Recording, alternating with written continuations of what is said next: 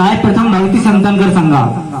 अगर आप भक्ति करना चाहते हैं वास्तव में, अगर आप जानना चाहते हैं कि वास्तव में ईश्वर क्या चीज है, अगर आप जानना चाहते हैं कि वास्तव में मनुष्य का जन्म होता ही क्यों है, अगर आप जानना चाहते हैं मनुष्य का सार क्या है, जन्म का मनुष्य का लक्ष्य क्या है, तो आपको साधु संतों की शरण में जाना ही होगा। क्योंकि कहा भी है कि प्रथम भक्ति संतन कर संगा, पहली जो भक्ति है वो संतों से स्टार्ट होती है। और ऐसे नहीं कि आप गए संतों के पास लौट आए, संतों के पास जाइए, दंडवत प्रणाम कीजिए, उनकी सेवा कीजिए, उनके साथ रहिए। जब वो आपसे प्रसन्न होंगे तब आपको वो सत्संग सुनाएंगे, तब आपको प्यास जगाएंगे उस आत्म बोध की, उस आत्म ज्ञान की।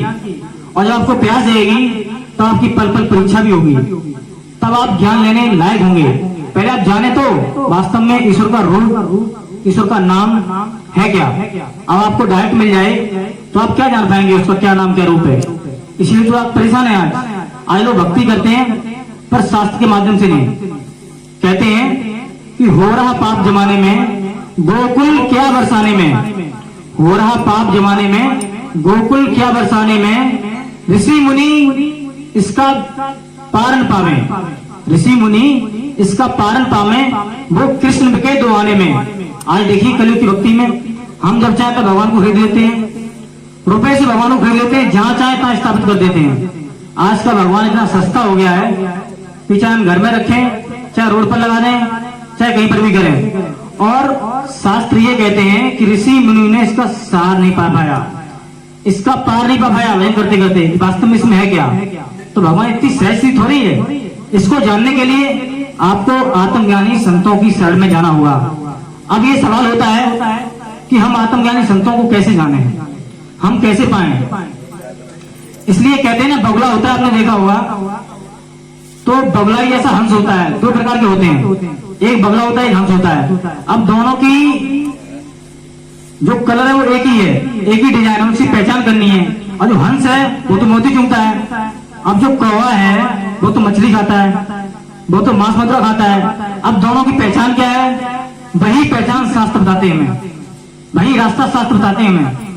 तो हम पहचान पाते हैं कि वास्तव में संत कैसे होने चाहिए। और आपको किसी चीज की जानकारी चाहिए हो तो आप शास्त्रों को उठाइए, उसमें यह देखिए कि सबसे ज्यादा नाम किसका किस चीज में है। आप संतों में नाम उठाएं तो हनुमान से बड़ा कोई संत नहीं हुआ, आप भक्तों में नाम उठाएं तो हनुमान से बड़ा कोई भक्त भी नहीं हुआ। अब हमें कैसे जाने कि वास्तव में हनुमान जैसे भक्त हम कैसे बने। आज हम ये समझते हैं कि हमने भजन गाया या गाना गाया तो हमने भजन कर लिया।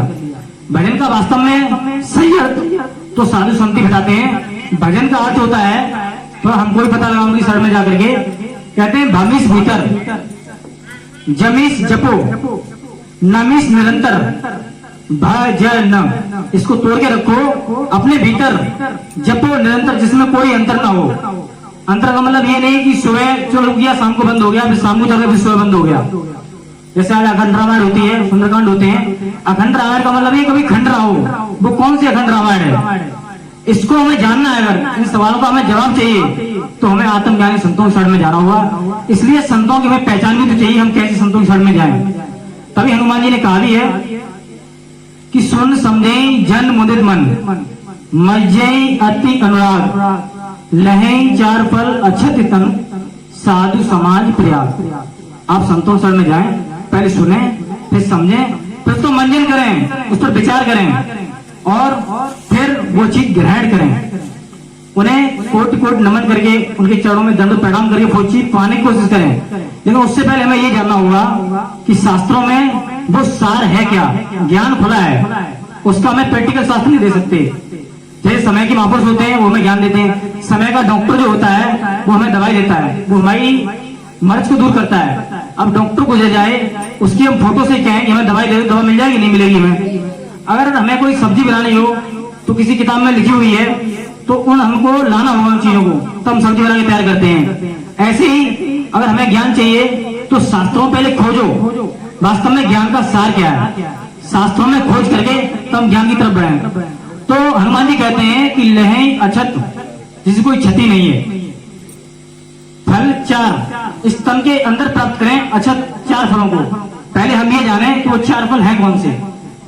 तो इतिहास में, शास्त्रों में संतों ने वर्णन भी किया है। उन फलों के नाम मैं बताऊं, कृपया ध्यान से सुने। पहला जो फल है अजीब गरीब है, उस पर आप खोज करें। अगर उस फल की आपको प्राप्ति नहीं होती है तो इस मानव उत्थान सेवा समिति में आइए, उसकी प्राप्ति होगी, उसका प्रैक्टिकल भी होगा।